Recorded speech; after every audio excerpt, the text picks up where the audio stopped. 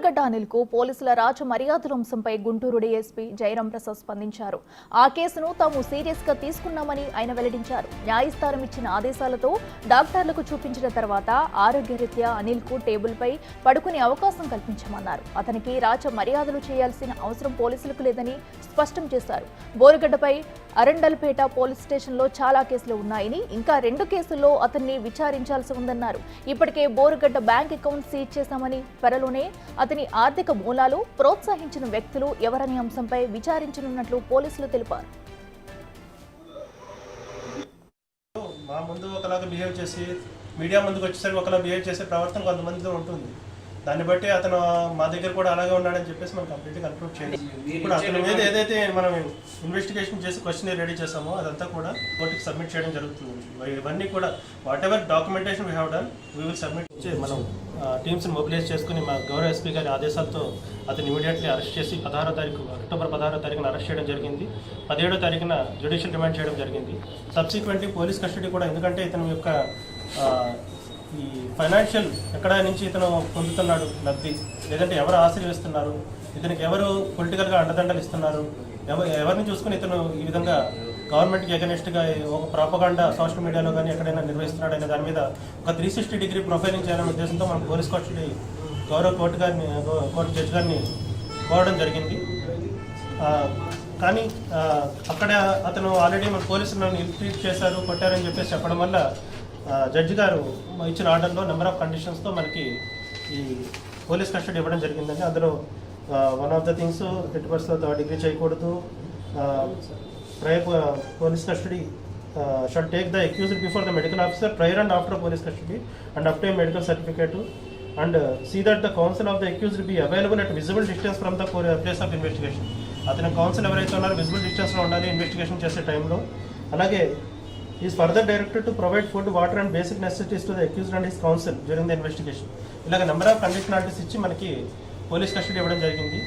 Subsequently ఇతను మన interrogation, మనం క్వశ్చన్ వేసిన తర్వాత ఇంట్రాగేషన్ జరిగిన తర్వాత ఇతను చెస్ట్ పెయిన్ చెప్పడం వల్ల, అలాగే బ్రీతింగ్ ప్రాబ్లమ్ ఉంది అని చెప్పడం వల్ల మనం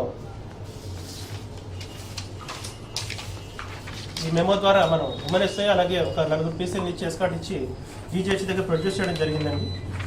ఆ ప్రొడ్యూస్ చేసిన తర్వాత ఈ 169,488 ఓపీ కింద అతని ఓపీ డీటెయిల్స్ తీసుకుని ఇతనికి blood test, CT scan, ECG ఇలాంటి టెస్టులన్నీ కూడా చేయడం జరిగింది. ఈ సబ్సిక్వెంట్ ఈ టెస్టులు చేసిన తర్వాత డాక్టర్ గారి ఒపీనియన్ మేరకు ఇతనికి కొంచెం గ్యాస్ ప్రాబ్లం ఉండడం వల్ల ఇలాగ బ్రీతింగ్ ఇబ్బంది పడుతున్నాడని చెప్పేసి చెప్పడం జరిగింది.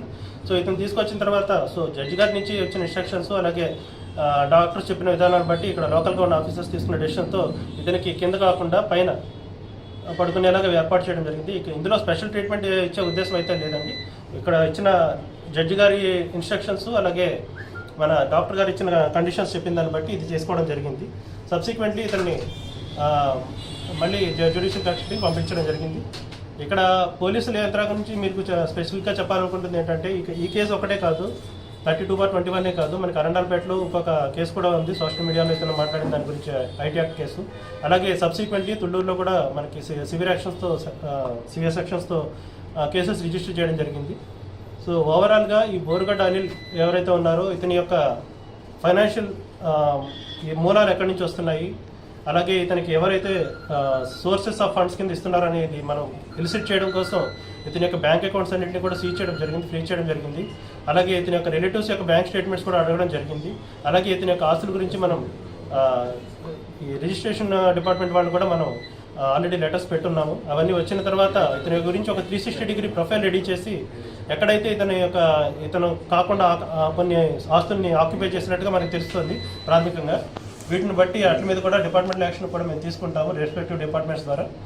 అలాగే ఇతని మీద అన్ని రకాలుగా ఇతను ఆల్రెడీ జ్యుడిషియల్ కస్టడీలో ఉన్నప్పుడే మిగతా కేసులు అంటే ఒక 20 వరకు ఇతని మీద కేసులు ఉన్నాయి కాబట్టి వీటినన్నింటినీ కూడా లింకప్ చేస్తూ పీటీ వారెంట్ ఇచ్చేలాగా రెస్పెక్టివ్ వేరియస్ డిస్ట్రిక్ట్స్తో కూడా మా యూనిట్ ఆఫీసర్ గారు కోఆర్డినేట్ చేసుకుంటూ ఇతని మీద సివియర్ యాక్షన్కి మేము మొత్తం పోలీస్ యంత్రాంగం కూడా సంసిద్ధమైంది.